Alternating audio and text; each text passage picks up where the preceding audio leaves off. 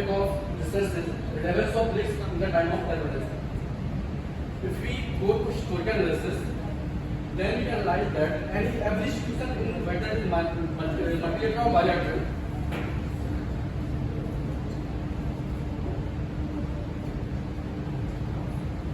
any institution, whether it is multilateral or bilateral, the reason behind its formation or evolution is a crisis. If we see that IMF or World Bank or any multilateral or bilateral organization, the reason for the formation is any crisis, and the institution is formed to resolve that. In the same way, BRICS is founded on the basis of 2008 financial crisis to resolve the unrequired economic stability to the world. Now, if we see BRICS, BRICS is an association of 5 countries with 41% of the population, 24% of GDP, and 18% of world trade. So, in international politics, there is a theory called liberal institutional approach. According to this theory, the institutions are created to provide a landscape, provide a platform to resolve disputes, to proceed for the further growth of the humanity and the world. In the same way, BRICS is formed to further the global unity and basic progress of the 5 countries, India, China, South Africa, Brazil, and for working in the progress of these countries. As we see that our Prime Minister Narendra Modi in SCO summit said that the era is of war of over and the era of cooperation and collaboration for the greater good of humanity is started. So, please, can you share we my are 5 presentation? countries working not only for the welfare of these 5 countries, we are working for the welfare of humanity, welfare of the not represented least developed countries in the world platform. Simply, BRICS was founded on the platform of 5-6 major objectives.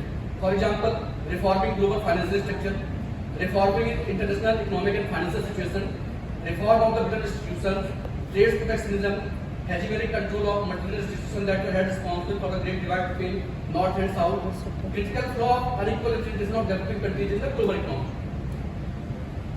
And now, if we see since previous 3 years during COVID crisis, we found that the country-specific solution for any cause, for any purpose, is not the right way which we have to do. COVID crisis teaches us that for any solution which concern about the whole world, country-specific solution is not the problem way which we have to do. We have to collaborate, we have to cooperate with countries to solve the major issues of the world, whether it is in the field of climate change, whether it is in the field of trade security, whether it is in the field of energy security. Without cooperation with the whole world, we cannot find any solution of these problems. For example, recently UN report published World Population Prospectus of 2022. According to that prospectus, we reached the population of 8 billion on 15 November 2022. With huge population comes the huge responsibility. And within this, 2 countries is the leading most populous country in the world, that is India and China. And with huge population, what we have to proceed is in providing education, providing health, providing security to food, providing security to energy to these people.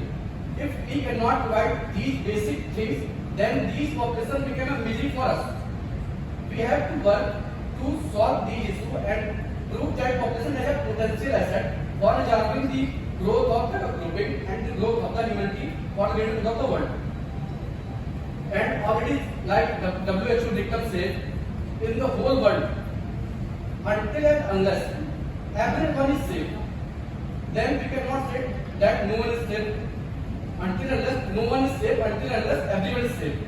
This dictum told us that without proper mutual cooperation, without proper mutual coordination, we cannot proceed in a better way for the world, for the humanity, for the climate change, for resolving energy security, for resolving trade security, for resolving any major issues. We require cooperation of the world. For example, the 14th BRICS Summit Declaration says that the theme of foster high quality BRICS partnership, usher in a new era for global development, mutual respect and understanding, equality, solidarity and openness among the countries, inclusiveness and consensus, strengthening mutual trust, strengthen the mutual trust among countries. And now we have very short of finance forum that we through the confusion. This kind of future perspective. This is the main focus of this all over conference. What BRICS is going to do in nearby future. For example, BRICS existed to make institution of global governance more inclusive, participating, political articulation of views, and mutual coordination in different fields for the larger good of humanity. In the last decade, BRICS has delivered the achieve of few objectives. For example, coordination of pandemic, coordination of BRICS CRA, ministerial summit on trade, energy, health, education, climate change, etc. So, in future, taking these points in focus, we have to work for the greater good of humanity related to the government. And these are some tough road ahead which we have to address. For example, this has to focus on effective measures for pandemic like COVID and challenges of climate change, global warming. In the pandemic like COVID, it is better that the world will understand that no one is safe until and unless everyone is safe, which is the dictum of WHO. Regarding climate change, global warming, BRICS have to enhance their contribution and cooperation in the whole world, work effectively to achieve sustainable development goals for the countries of global south. BRICS countries are striving to play a proactive role in the global governance. Their contribution can be amplified through parallel effort to support the development needs of the global south. Okay, thank you very much. Thank you for